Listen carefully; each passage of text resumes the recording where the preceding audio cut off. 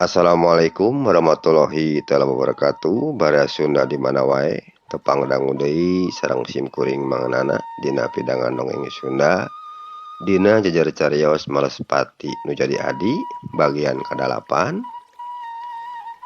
Mudah-mudahan atuh ieu pidangan dongeng dina denget ayeuna sing janten panglipur kanggo kalbu pangbeberah kana mana bara Sunda di mana wae ayana. Atuh ieu karangan teh karangan Mang Nyalira.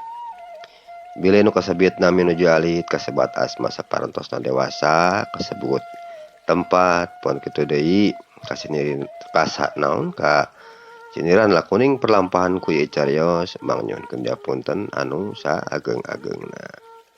Sumangga atuh baraya ieu jajar cariyos Malespati nu jadi adik bagian ke-8 kumang urang saja lajengkeun deui. Atuh nuhunkeun oge Mang kanu parantos subscribe-nya kana channelna Mang ieu. Nuhun pisan kasadayana. Mangga wilujeng ngadengkeun.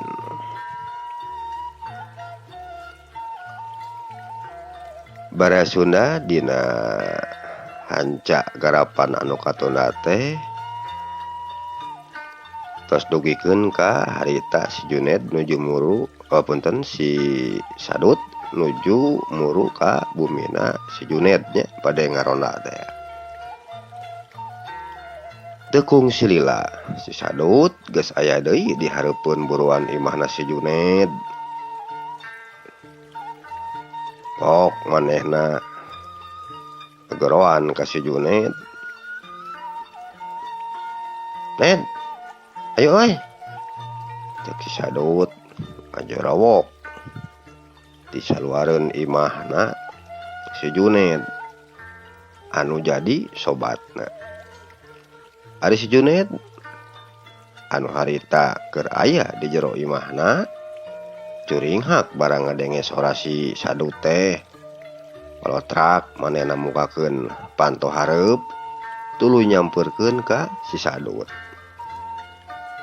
Sanggeus deukeut pok si Juned nyarita. Ayeuna urang teh rek tuluy ka mana Dut? Cek si Juned nanya ka si Sadut. Heeh nya ka pos ronda we atuh Ned euy. Ari geus rek ka mana kitu? Tama si Sadut balik nanya barejeng ngareret ka si Juned. Lain panteula teh Mang Iding kungsi ngomong mun parang ngaronda bareng deui cenah jeung urang. Manehna teh kan pernah amanah. Mun bisa mah cenah bari mawa lauk teh tangke ku manehna bakal digantian ku duit. Ari ilaing inget kenen teu Dut? Cek si Juned balik nanya ka si Sadut. Oh ilaing teh mikiran caritaan Mang Iding teh Ned euy. Heueuh Dut, uing mah sok kapikiran wae lah. Wah, gampang atuh kitu mah. Ayeuna mah urang ngalah heula we laukna euy. Ka balongna Mang Iding. Naon hesena tuh? Cokot we hiji mah jejer nu ilaing Ned. Bisi dina karambana geus eueuh laukan euy. Kitu cek si Sadut nitah ka si Juned. Ari si Juned manehna ngaleos heula ka jero imah. Teu kungsi lila geus balik deui bari mawa jejer jeung eupana.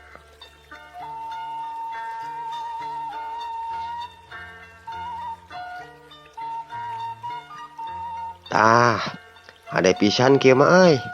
Ayo urang ka balongna Mang Iding Ned. Geus kitu mah tuluy duanana laleumpang deui muru ka balongna Mang Iding nu aya di sisi walungan teh. Ari balong Mang Iding lamun peuting mah sok tara aya anu nungguan sabab tempatna hara-haraeun jeung jauh ka ditu ka dieu. Jadi eueuh saurang oge jalma anu wani ngulampreng ka lebah dinya mah. Teu kacatur di jalana si Sadut jeung si Juned geus nerepi ka balongna Mang Iding. Ari si Sadut sanggeusna nepi ka dinya manehna nyampeurkeun kana karamba anu aya di sisi balong teh. Tuluy eta karamba teh dibuka.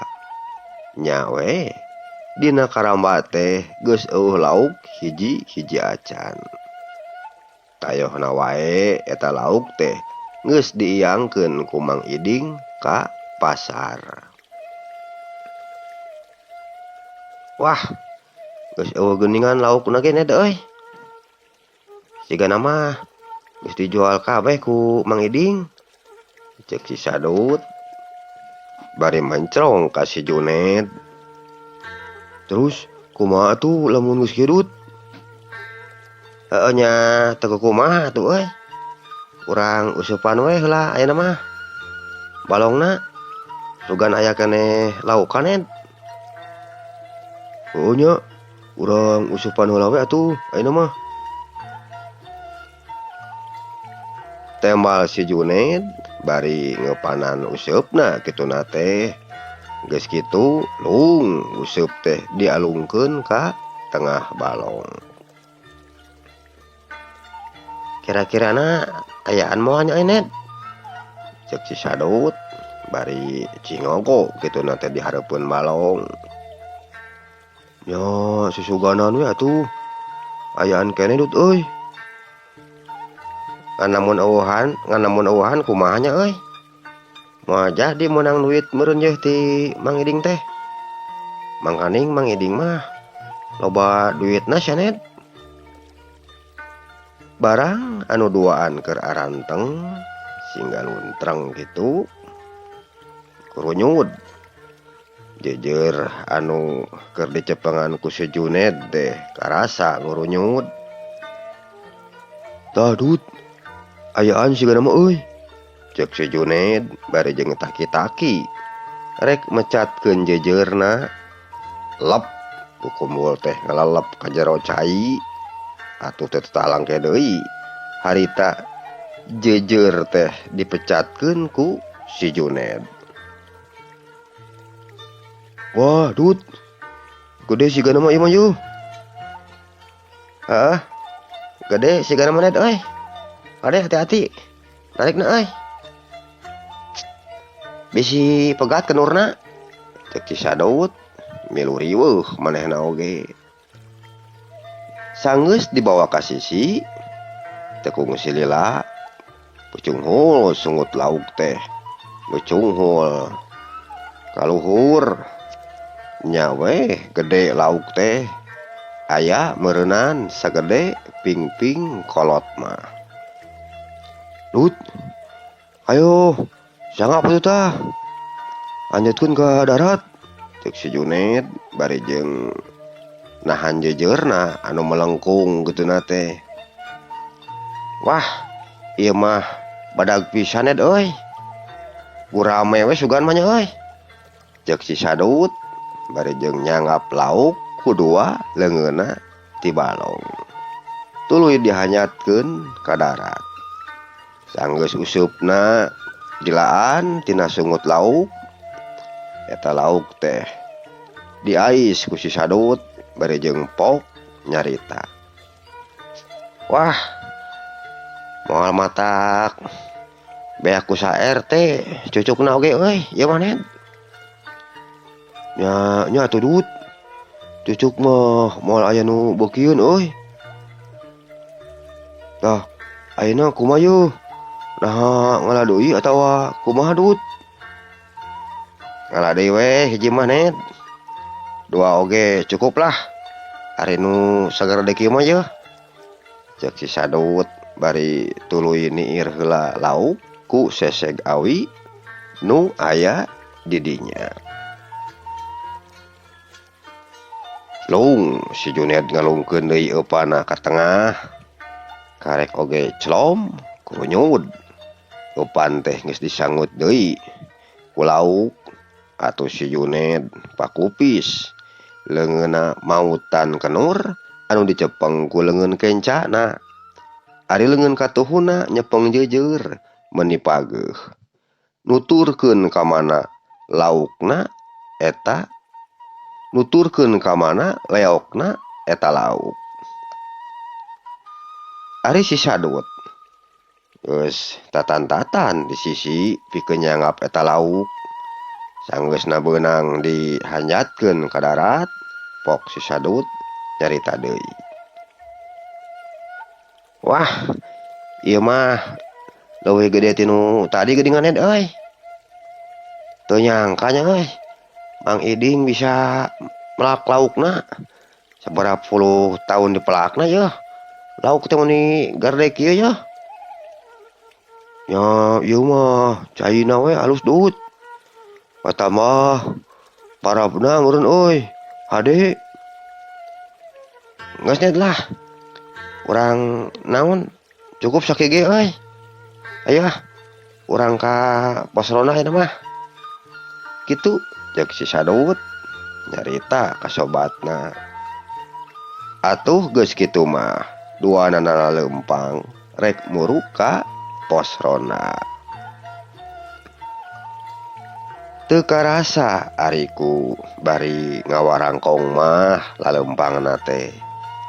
Harita si sadut jeung si Juned geus nepi deui ka pos ronda. Di dinya geus ngaliwud ku jalma anu kaperengan ngararonda dina peuting harita. Ngan Mang Iding we nu sok rada mareundikeun naon maneurikeun maneh teh.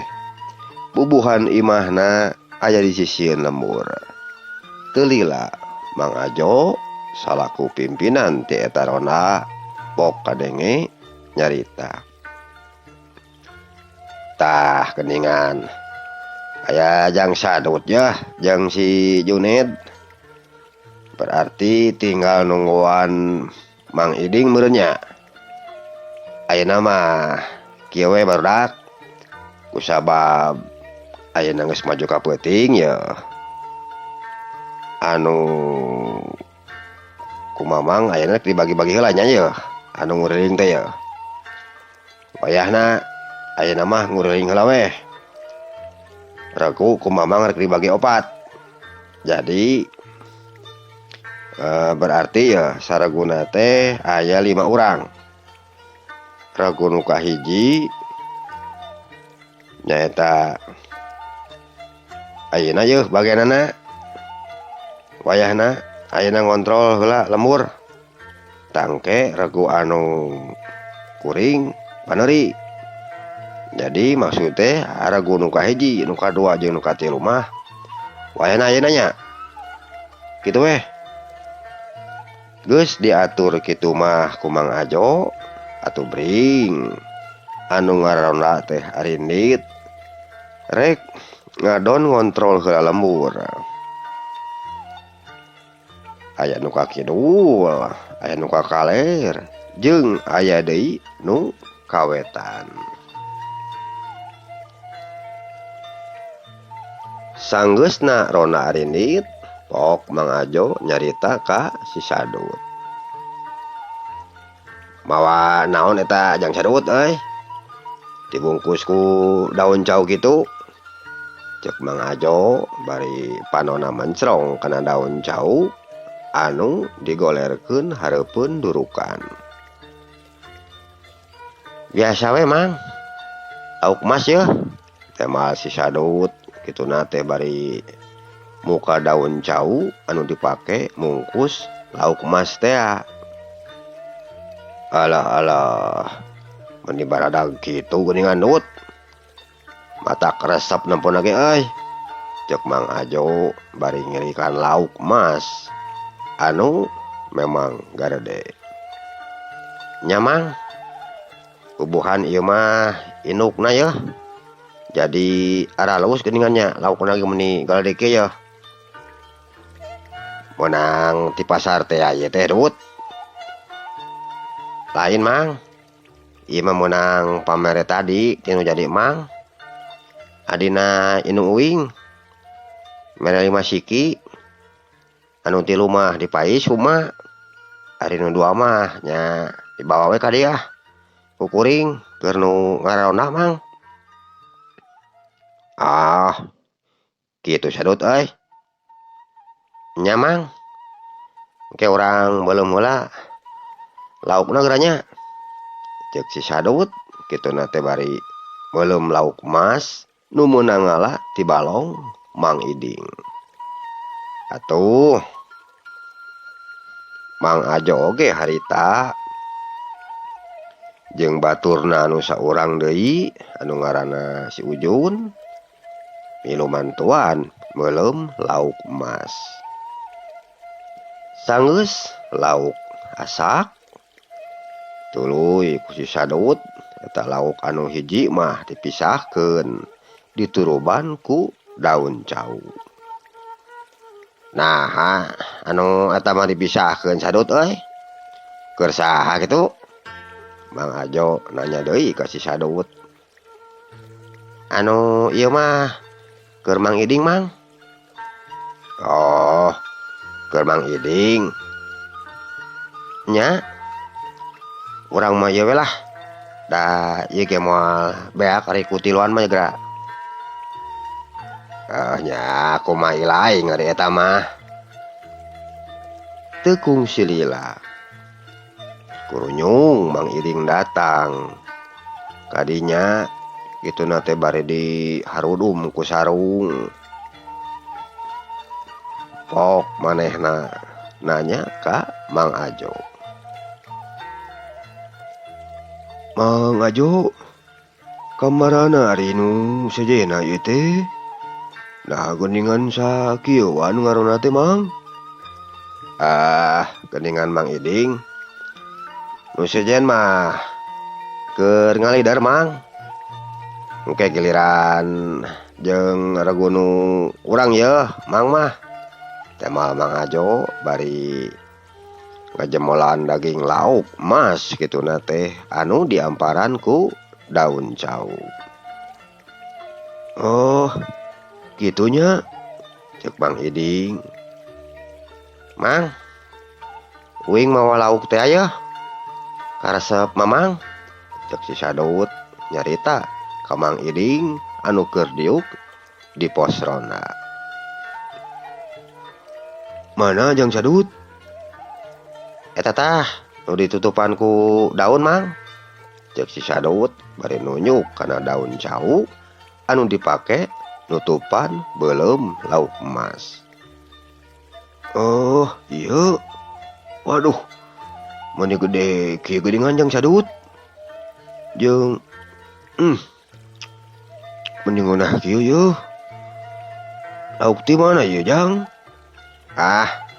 Biasa we pamere dulur Mang. Nyampe atuh eta mah keur Mamang. Spesial lah pokona mah. Ya atuh keur buruhna jang sadut ceuk Mang Iding bari jeung creng mikeun duit logaman ka si sadut. Lumayan gede pangajina teh. Atuh gap ku si sadut di tampanan.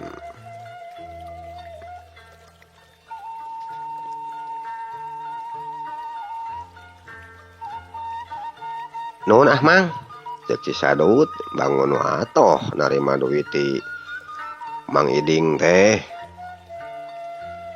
Cag urang tuna heula lampahna si sadut jeung warga kampung Cisomang anu keur mimiti ngajalankeun deui ronda di lemburna.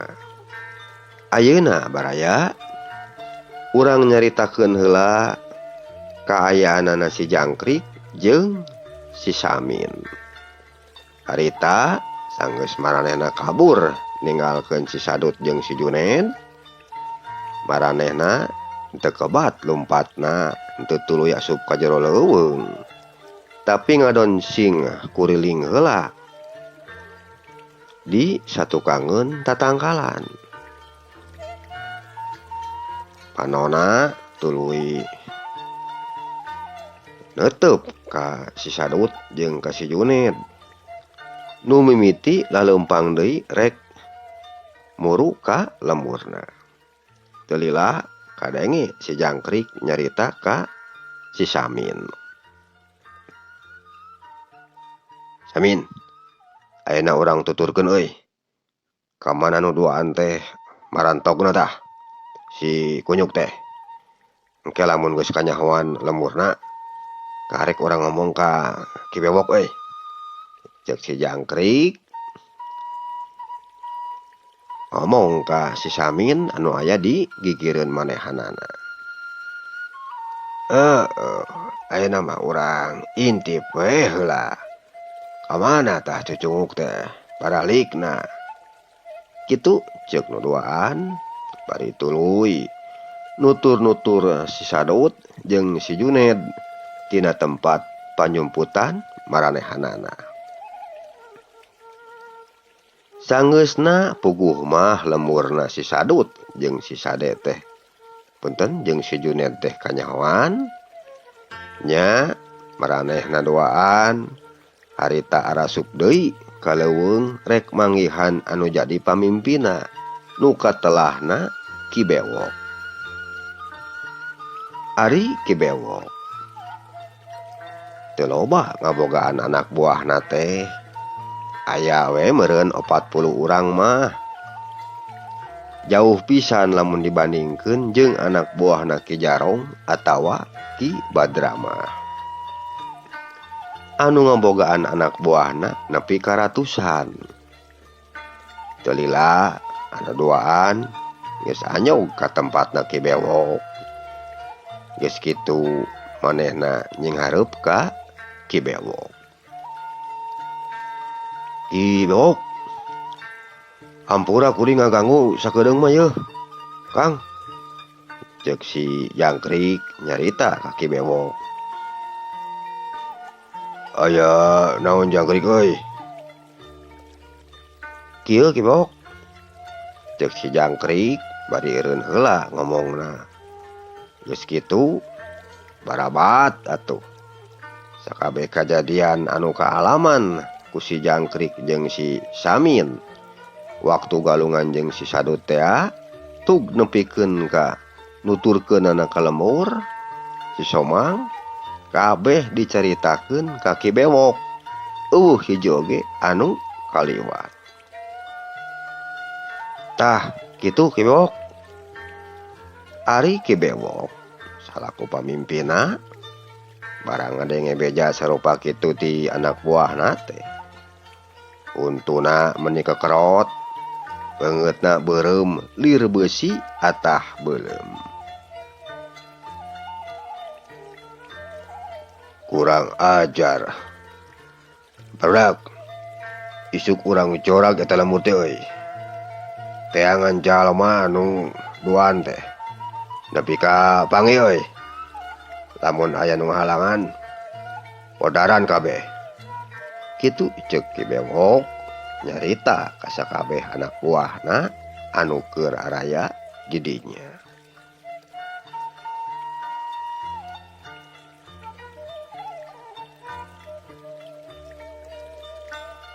Kocapkeun isukna. Kira wanci asar, Kibewok jeung anak buahna katempo keur lalempang rek muru ka lemurna Cisomang. Ari di lembur Cisomang nyaeta di imahna Bah Kanta. Harita Bah Kanta keur ngawangkong jeung Ki Badrowi dina palupuh hareupeun imahna. Teu lila kadenge Ki Badrowi nyarita ka Bah Kanta. Lain Bah, kiraha cenah barudak rek ngamimitian deui diajar silatna teh, Bah. Kitu ceuk Ki Badrowi muka obrolan dina mangsa harita. Teu apal ari Abah ge masalah eta mah. Jadi keun we heula. Pahijina etang-etang ruruh we heula. Atuh nu kaduana bisi keun aku bosen di keder teuing mah. Nya emang kitu ketang bah.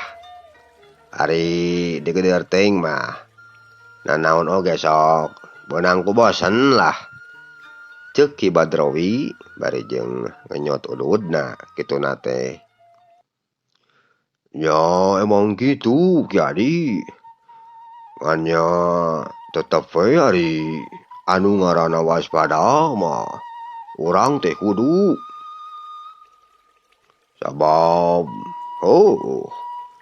meureun da keur alam na ayeuna mah jamana sarupa kieu keur mejeuna mah habu bega jeung rampog pon kitu deui garombolan teh kapanan.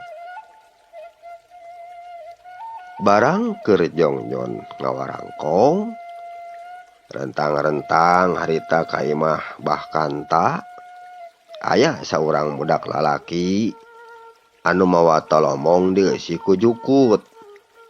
Tayona wae eta budak lalaki teh tas ngarit meureunan.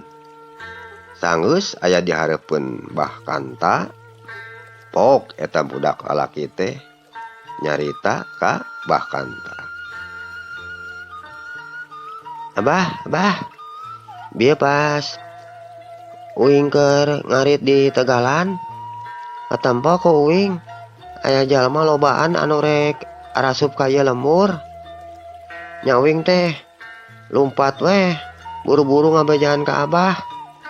Kitu tah Bah.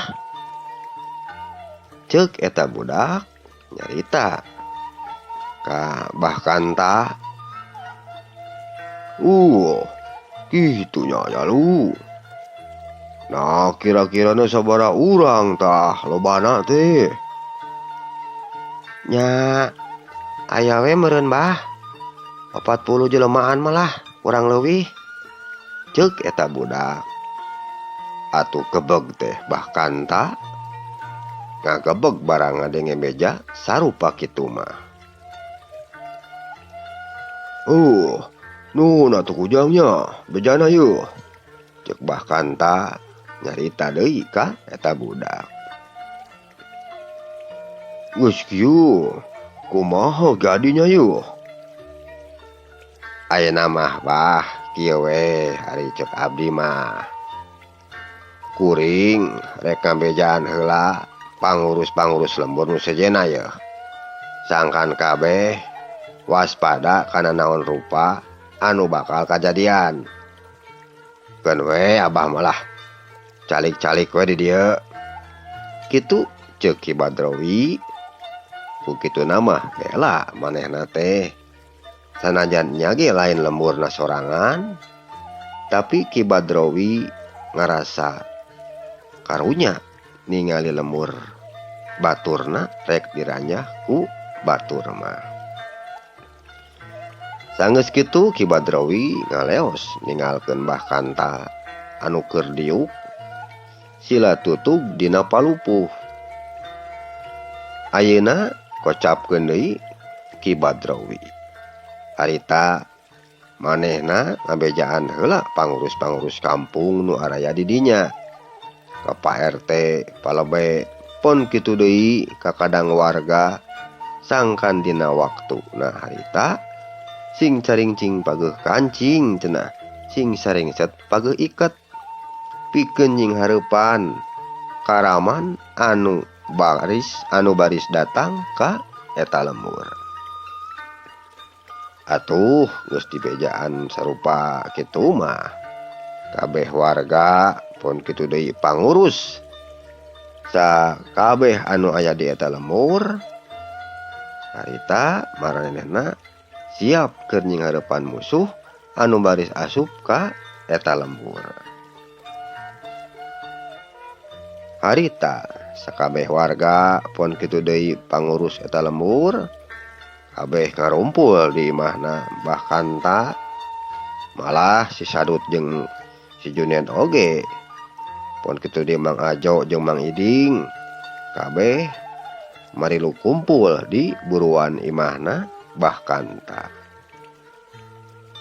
Sanggeus sakabeh warga karumpul, pok kadangu bahkan tak cumarita. Dulur-dulur salemur, pon kitu deui baraya sadesa. Pangna aranjeun dikumpulkeun di ieu tempat Abah teh. Tayalian yeuh. Nyaeta rek ngabewarakeun. Marehna tadi Abah teh narima beja.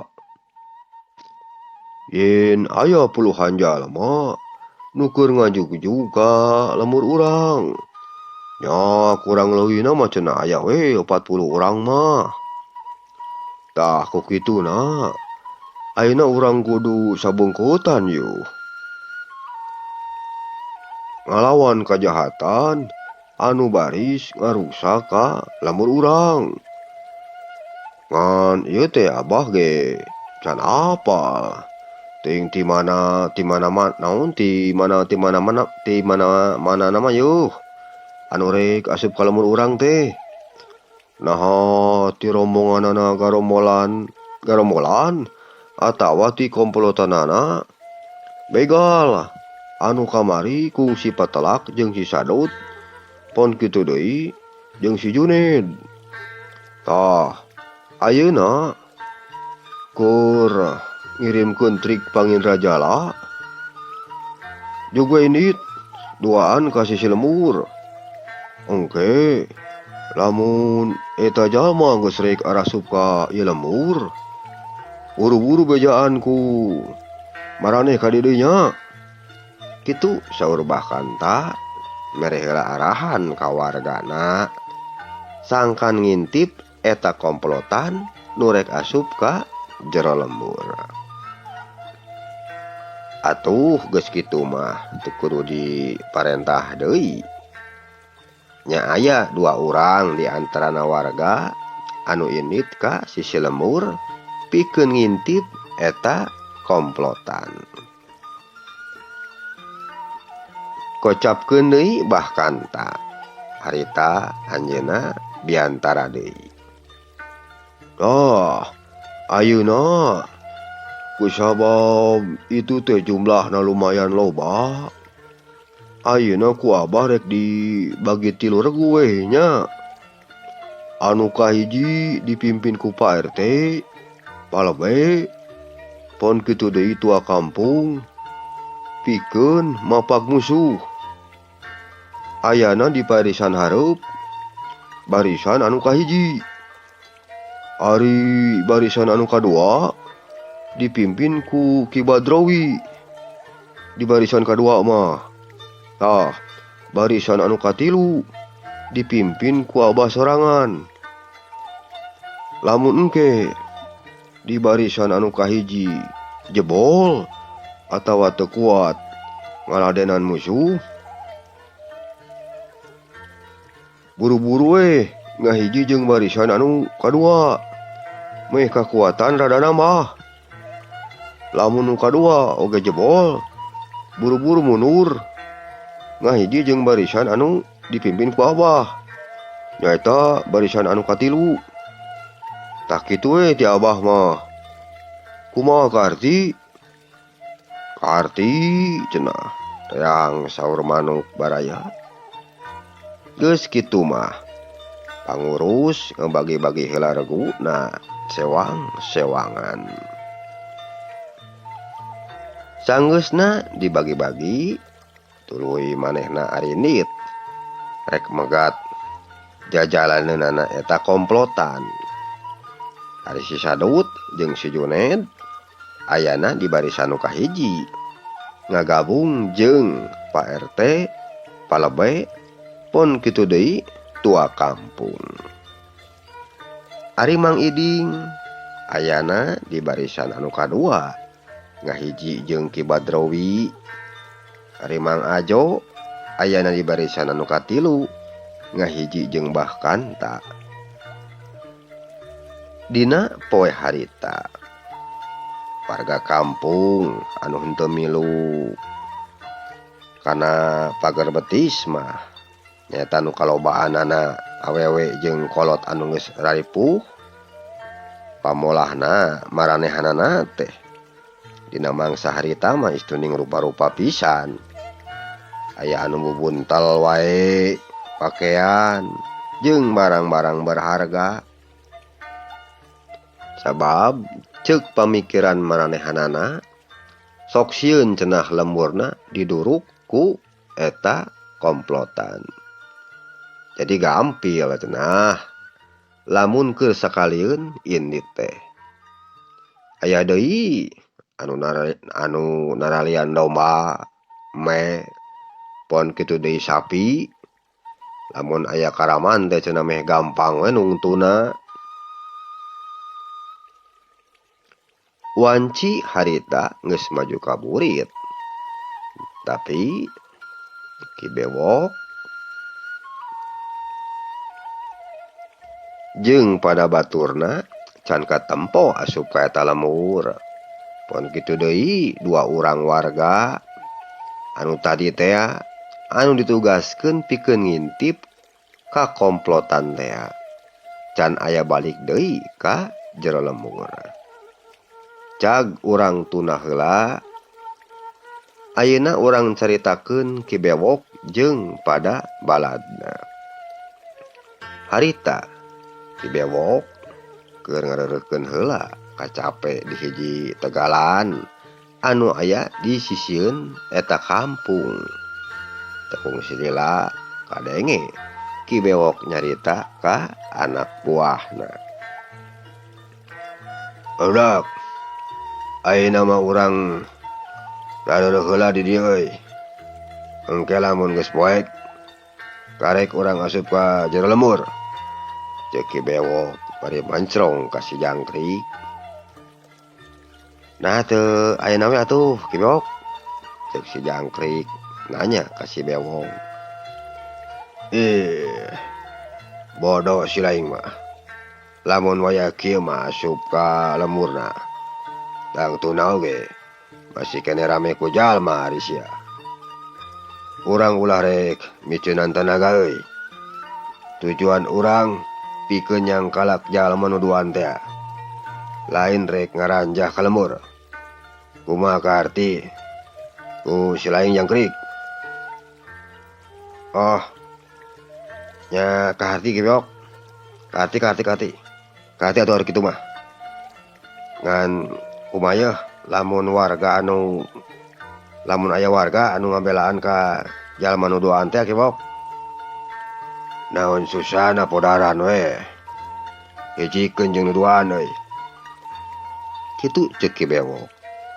Bari ngaluarkeun haseup ududna anu nyerebung kaluar tina irung jeung bibirna.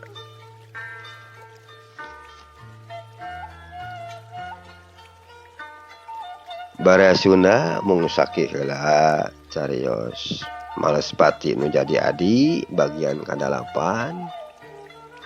Insyaallah dina bagian anu ka-8 kumang sejadi teraskeun deui.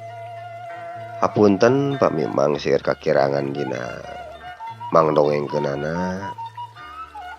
Atuh sakali deui nganuhunkeun ka sadayana subscriber anu parantos ngadukung kana channel Mang. Mudah-mudahan orang sing nambih baraya. Sakali deui Mang nyuhunkeun dihapunten. Amit mundur ka sadayana. Wilujeng kantun permios.